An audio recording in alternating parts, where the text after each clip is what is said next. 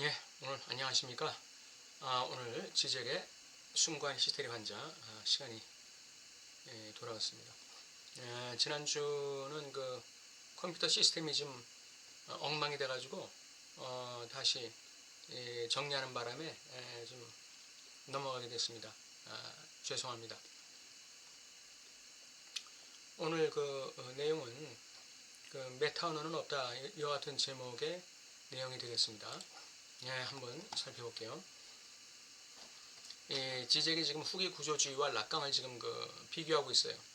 그래서 락강은 메타 언어가 없다는 이 입장이죠. 후기 구조주의는 메타 언어가 없는 것처럼 얘기하지만 사실 메타 언어가 있다는 것을 가리고 있다는 것이죠.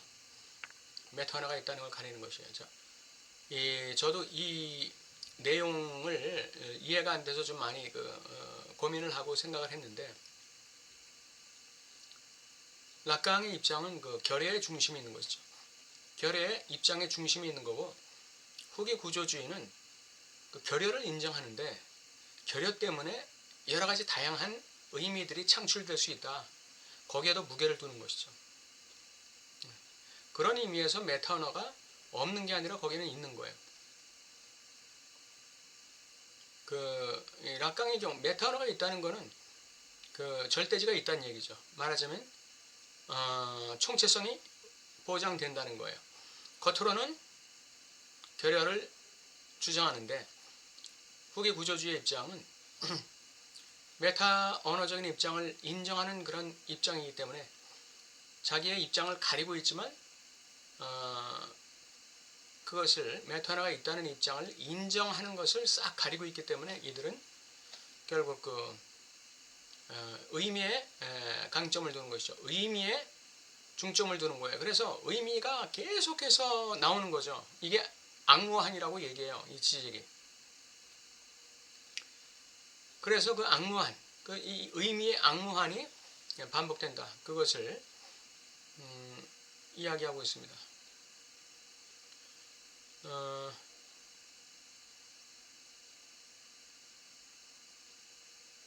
메타 언어가 있다는 얘기는 결국 어떤 이 총체성이 있다는 얘기죠. 자기 한정이 완성된다는 얘기죠. 메타 언어가 없다는 것은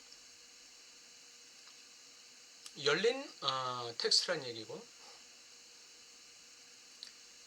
열려있기 때문에 의미를 새롭게 창출하는 그런 텍스트가 아니라 그 열려있다는 의미는 바로 결여가 있다는 것과 똑같은 의미예요. 락강의 입장은. 그러니까 그것을 좀 염두에 두시고 보셔야 될 거예요. 자, 후기 구조주의적 입장에서 텍스트의 진리를 발화한다고 여겨지는 등가물은 없다. 텍스트의 진리를 발화한다고 여겨지는 등가물이 있어야 이것이 이제 닫힌 텍스트가 되는 것이죠. 총체성이 있는 텍스트가 되는 것이죠. 근데 그런 등가물은 없다는 거예요. 이게 이제 후기 구조주의예요. 근데 이걸 통해서 이제 의미로 나가는 것이죠. 문학이론은 그것의 대상과 혼동된다. 그것의 적절한 해석에 대한 영원히 완수되지 않는 시도.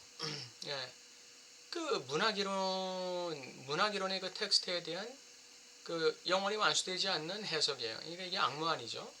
이것을 제시하는 방식으로 그것은 문학 집단에 속한다. 대표적인 후기 구조주의적 절차는 이론적 텍스트를 문학 텍스트처럼 읽는 데 있다.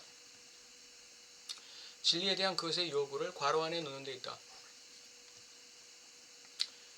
이건 제가 쓴 말입니다. 그러나 후기 구조주의는 텍스트에 집중하지 결코 괄호에 집중하지 않는다. 그래서 끊임없이 의미를 새롭게 창출하는 의미 창출의 악순환, 악무안에 걸리는 것이죠. 여기서 환유는 은유에 대한 논리적 우월성을 한다. 후기 구조주의는 환유가 중요한 거예요. 은유는 중요한 게 아니에요. 여기서 은유적 단절은 텍스트적 흐름의 환유적 분산을 안정시키고 한 방향으로 모으고 통제하는데 실패할 수밖에 없는 시도일 뿐이다. 그러니까 락강적인 은유적 단절은 그건 실패할 수밖에 없는 거다. 이렇게 얘기하는 거죠. 데리다는 락강의 결여의 기표일지라도 그것은 결여를 기표 안에 국한시키고자 하는 시도일 뿐이라고 말한다. 즉 결여가 상징적 거세처럼 한정된다는 사실로부터 남근히 그것의 기표처럼 파악된다는 사실로부터 결여는 다른 모든 요소들의 집합의 일관성을 보증하는 유일한 예외 지점 안에 국한된다고 데리다는 비판한다. 그러니까 데리다는 락강이 얘기하는 그 기표, 그 형식으로서의 기표, 결여의 기표는 그것은 그 결여를 포섭하는 기표다 이거죠. 결여를 캐모플라지하는 기표다 이거죠. 그리고 다른 요소들의 집합의 일관성을 보증하는 유일한 예외 지점으로 보는 거예요. 그러니까 예외 지점으로 보고 그것은 관심 바뀌고 그 의미에 관심을 두는 것이죠. 그래서 의미를 자꾸 만들어내는 게 후기 구조주의예요. 자꾸 의미를 만들어내. 그러나 그 락강식의 은유적 단절이라는 것은 그 대표 기표, 그 이 주인 기표의 그 이 등장을 얘기하는 거 아닙니까? 그러니까 여기서 환유가 끊어져 버리는 것이죠. 그런데 후기 구조주의는 끊임없이 환유를 돌리는 거예요. 환유가 은유보다 더 중요한 것이죠. 후기 구조주의적 입장은 뭔가 잘 안 맞는다는 느낌 또는 뭔가 정확히 뭔가 너무 잘 맞는다는 느낌, 이 두 가지를 다 피할 수 없다는 거예요. 즉 일면에서는 언어 자체가 형이상학으로 물들어 있기 때문에 거리두기라는 단순한 행위를 통해서 형이상학적 전통에서 해방되는 것은 불가능하다고 말하면서 형이상학에서 메타언어가 있단 말이죠. 그래서 이 형이상학에서 벗어나는 것은 불가능하다는 것은 결국 뭐예요? 메타언어가 있다는 얘기죠. 다른 면에서 각각의 텍스트는 그것이 얼마나 형이상학적이든 아니든 형이상학적 원의 단절들이 예고되는 간격들, 텍스트 과정이 저자가 말하려 한 것을 전복시키는 지점들을 항상 생산한다고 말한다. 이 입장은 직접적으로 말해서 바로 메타언어의 입장을 내포하지 않는가. 한편으로는 거리두기라는 단순한 행위를 통해서 형이상학 전통에서 벗어나려고 하는 건 불가능하다. 이렇게 얘기하고 있고, 다시 말하면 형이상학적 메타언어를 벗어날 수 없다 이거죠. 그리고 또 하나는 텍스트 자체 안에 간격이 있는데 이 간격들을 텍스트 과정이 저자가 말하려 한 것을 전복시키는 지점으로 보는 거예요.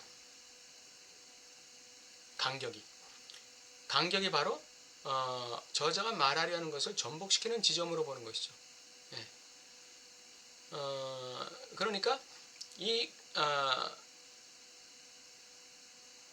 그러니까 이제 요거는 하나의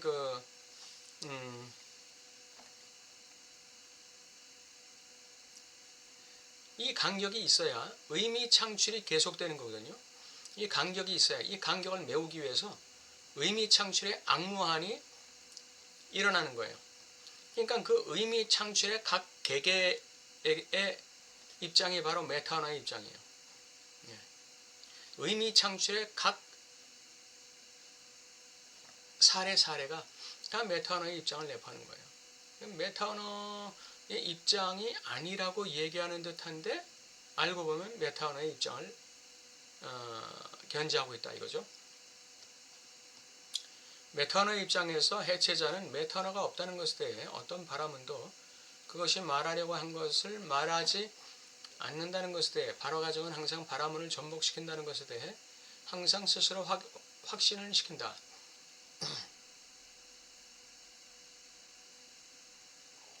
그게 메타언어의 입장이죠.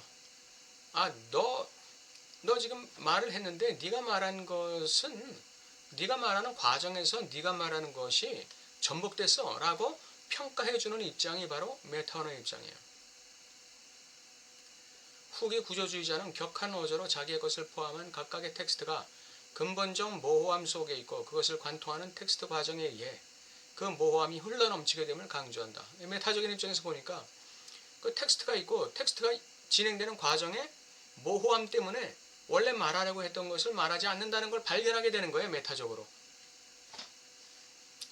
여기서 어떻게 그들이 확보된 위협받지 않는 위치에서 말한다는 것에 대한 집요한 부정과 간신히 감춰진 인정을 식별해내지 않겠는가. 후기 구조주의자들은 메타언어의 이 관점을 취하고 있지 않은 듯 얘기하지만 결국은 메타언어적 관점을 취한다. 왜? 결의에 집중하지 않기 때문에 그렇죠. 결의에 집중하는 락강의 입장에서는 그 의미가 중요한 게 아니에요.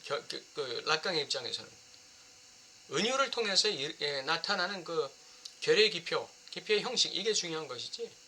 그것 때문에 의미를 만들어야 된다. 끝없이 의미를 만들어내야 된다라는 입장이 아니에요. 그 의미를 만들어내는 하나하나가 다 메타 언어의 입장이에요. 너 결의 있잖아. 그러니까 다시 의미를 만들어야지. 그리고 만들어. 근데 너 결의 있잖아. 다시 의미를 만들어야지. 그럼 만들어. 너 결의 있잖아. 이게 그냥 무한히 반복되는 거예요. 메타 언어적 관점의 메타 언어적 입장이 무한히 반복되는 헤겔식의 용어로 말하면 의미의 악무한이 창출되는 것이죠. 근데 락강의 입장은 의미를 만들어내는데 목적이 있는 게 아니에요. 의미를 만들려는 노력이 아니라 그 텅 빈 기표, 그 텅 빈 기표 자체, 그 텅 빈 기표 자체에 집중하는 것이죠. 텅 빈 기표 자체에 집중하는 거예요. 거기서 욕망의 주체가 발현되는 것이죠. 후기 구조주의적 운문주의는 시적으로 글을 쓰고 어떻게 우리 자신의 텍스트가 그것을 관통하는 과정 안에 잡혀 있는지 느끼게 하고, 순전히 이론적 형식을 피하고 일반적으로는 문학이 사용하는 절차들을 이용하려는 모든 노력은 아주 단순한 메타 언어로 남김없이 표명 가능한 선명한 이론적 입장 표명을 감추는 데만 사용된다. 자기들이 만들어내는 모든 의미들이 메타 언어적 관점에서 나오는 것인데, 그것은 메타 언어적인 관점이 아니라 자신의 결여를 메우려는 시도에 불과하다, 이렇게 말하지만 사실 그것이 메타 언어의 관점이라는 거예요. 여기서 해체주의적 텍스트들에 의해 생산되는 헤겔의 의미에서 나쁜 무한의 효과가 나온다. 해체주의적 텍스트, 무한한 의미를 창출할 수 있는 텍스트죠.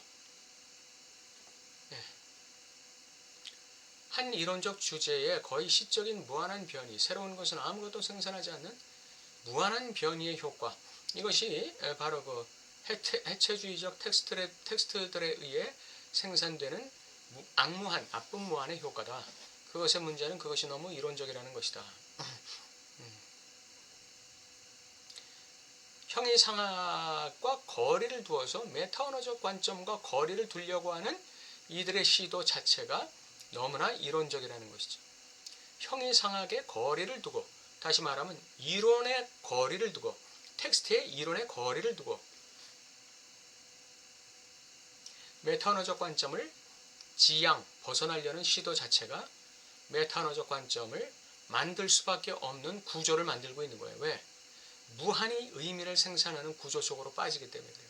이게 후기 구조주의고, 그것이 극단적으로 갈 때에는 해체주의가 되는 것이죠. 해체주의와 다른 점은 뭔가요? 후기 구조주의는 주체의 주관적 관점을 갖다 고려하지 않아요. 그냥 의미를 만들어내는 거예요. 그런데 그 해체주의는 뭐예요? 타자가 만들어낸 의미를 부정하지 않으면서 의미를 만드는 거예요. 타자가 만든 의미를 긍정하면서 또 다른 의미를 만드는 거예요. 너도 옳고 나도 옳다 이거죠. 해체주의는 그런 것이죠. 락강은 세미나 11에서 그런데 그것은 바로 내가 말하고 싶은 것이다. 왜냐하면 내가 말하고 싶은 것, 나는 그것을 말한다, 이렇게 얘기했어요.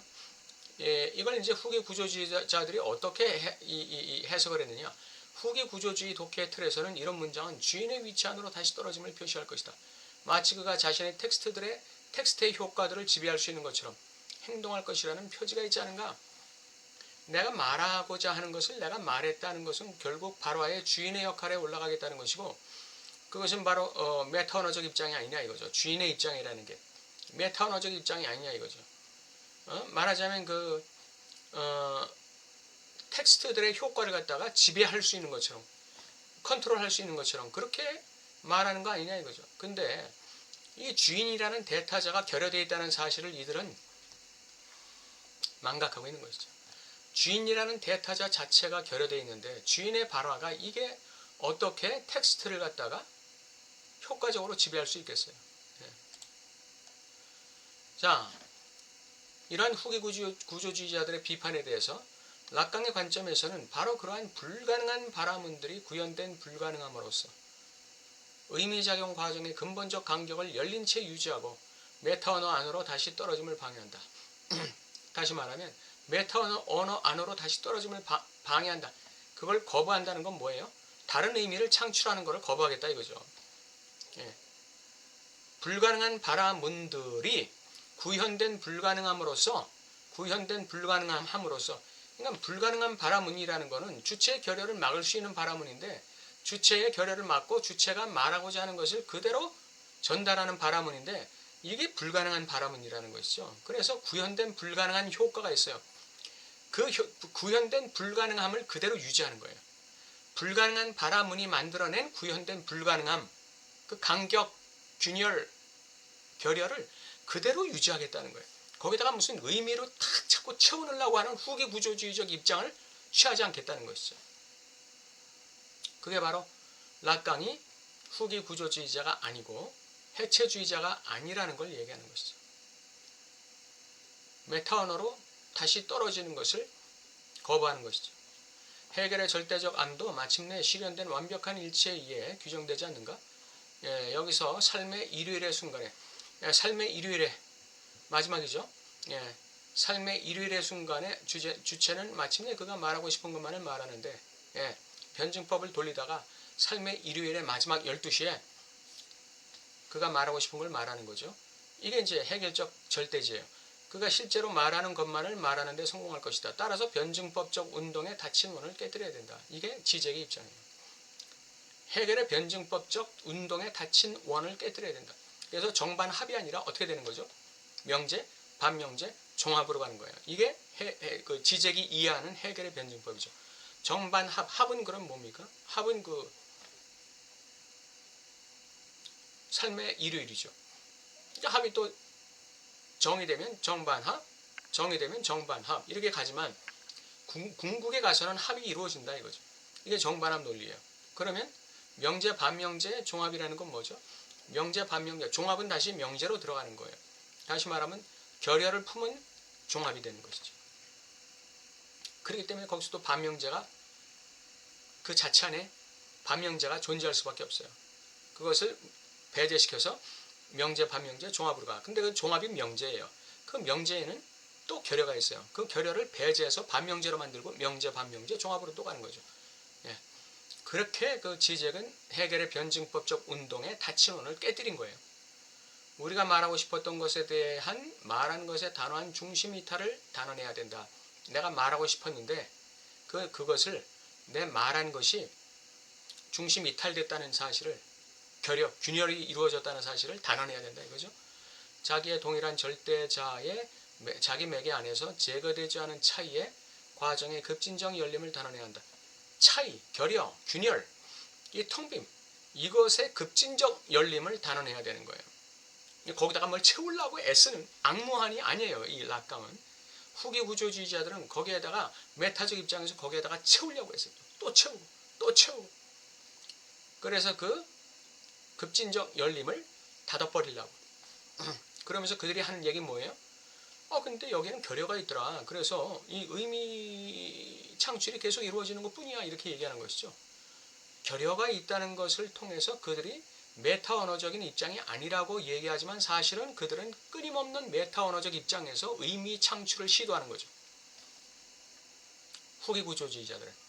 근데 락강은 뭐예요? 끊임없이 의미를 보충하려고 하는 노력을 없애버리고 엑스니힐로 그리고 그냥 그 차이, 그 결여, 그 텅빔의 급진적 열림을 유지하라는 것이죠. 유지하라는 거예요. 이게 락강의 결여의 주체입니다. 결여의 기표 이론이고 소외를 구성요소로 갖는 대타자에 의해 관통된 주체를 언뜻 봐야 한다. 소외를 구성요소로 갖는 대타자라는 게 결여된 대타자 아니에요. 결여된 대타자에 의해 관통된 주체는 결여된 주체예요. 급진적 열림을 인정하는 주체, 자신의 죄성을 인정하는 주체, 자신의 못남을 인정하는 주체, 자신의 텅빔과 함께 존재하는 주체, 그 텅빔을 더 열어나가는 주체, 이게 락강의 주체예요. 그걸 닫으려고 채우려고 캐모플라지 하려고 애쓰는 주체, 이건 후기 구조주의적 주체죠. 그걸 갖다가 타자의 입장을 인정하면서 그렇게 하는 것은 바로 해체주의로 가는 거예요. 너도 옳고 나도 옳고 그도 옳고 다 옳은 거예요. 다. 규범이 없는 거예요.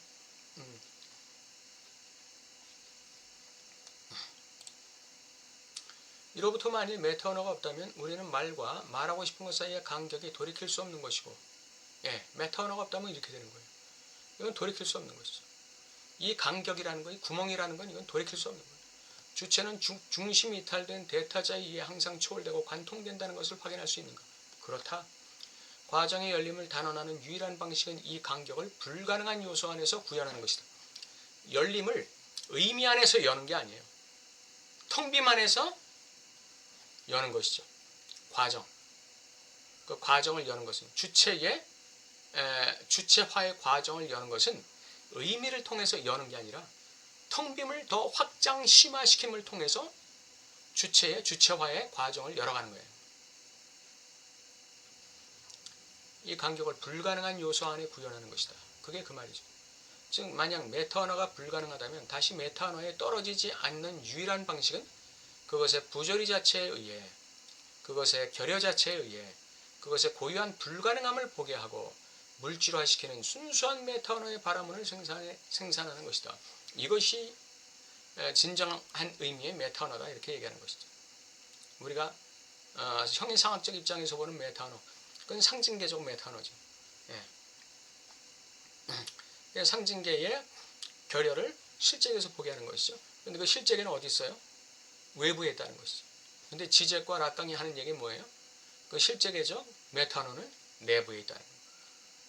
그래서 내적 메타 언어. 거기서 떠오르는 기표가 바로 주인 기표다, 이거죠. 그 불가능함 속에서, 그 소외 속에서, 그 결여 속에서, 그 부조리 자체에서 떠오르는 기표, 만들어지는 기표, 이것이 주인 기표예요. 이게 내적 메타 언어의 위치죠. 이게 순수한 메타 언어의 바라문을 생산한다는 뜻이에요. 다시 말해서 그것의 동일성 자체 안에서 간격을, 절대적 타자성을 구현하는 역설적 요소를 생산하는 것이다. 동일성에서 간격을 생산한다. 동일성에서 의미를 생산하는 게 아니에요. 동일성에서 또 다른 동일성의 의미를 생산하는 게 아니에요. 동일성에서 균열을 생산하는 것이죠. 데리다에게서 그것의 표시 안에 결여를, 기표, 그것의 표시라는 건 기표죠. 기표의 표시 안에 결여를 국한하는 것은 그것을 한 방향으로 흐르게 하고 길들이고 텍스트 과정의 확산을 제한한다.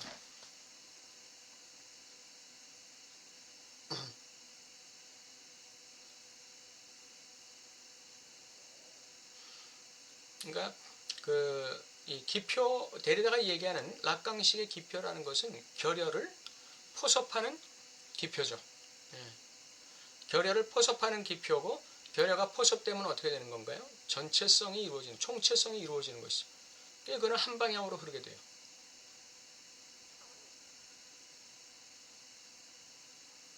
의미들이 만들어지지만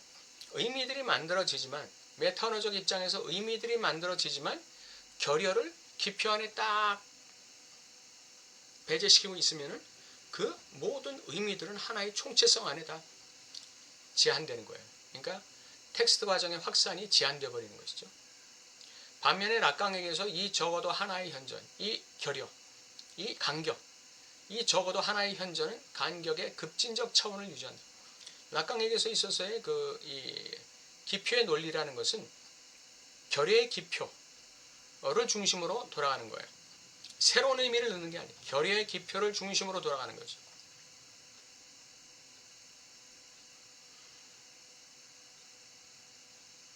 총체성을 완성하고자 하는 이 기표도 아니고 확산시키려는 어떤 기표, 그것도 아니고, 이것은 락강적 입장에서는 그 결여를 중심으로 해서 기표의 어떤 그 새로운 연쇄가 일어날 때 그것은 다 결여의 기표 안에 다 포섭되는 그런 상태에서 되는 것이죠. 다시 말하면 중요한 것은 결여가 중요한 것이지 의미작용의 환유가 중요한 게 아니다. 결여를 유지하고 있을 때 그때 메타 언어의 입장을 제한할 수 있고 벗어날 수 있고 순수 메타 언어적인 발화문을 생산할 수 있다는 거죠. 그래서 락강과 후기 구조주의 차이는 의미의 중심을 두느냐 결의의 중심을 두느냐, 끝없는 의미 생산 과정을 변증법적 과정으로 만들어서 자신의 이 총체성을 확보하려고 하는데 절대지의 목표를 두느냐, 아니면은 자신의 결의의 기표를 통해서 결의를 유지하는 가운데 내적 메타언어의 그 발화문을 생산, 내적 메타언어적 발화문을 다시 말하면 주인기표를 만들어내는 거예요. 자신의 결의 속에서 주인기표를 만들어내는 것, 그것이 이제 락강의 기표 이론의 은유의 단절이라고 볼 수 있죠.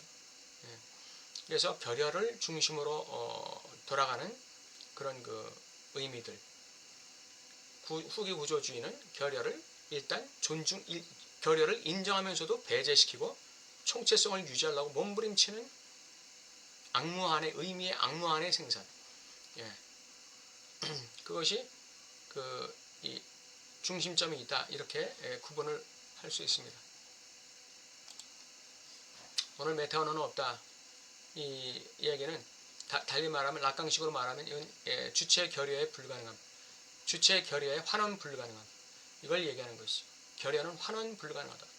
총체로 갈 수 없다. 총체로 갈 수 있다는 건 메타 언어가 있다는 얘기예요. 근데 총체로 갈 수 없다는 것은 메타 언어가 없다는 얘기예요.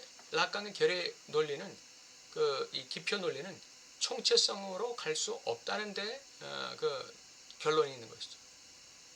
죽을 때까지 주체의 균열, 결여, 텅비임을 어쩔 수 없다.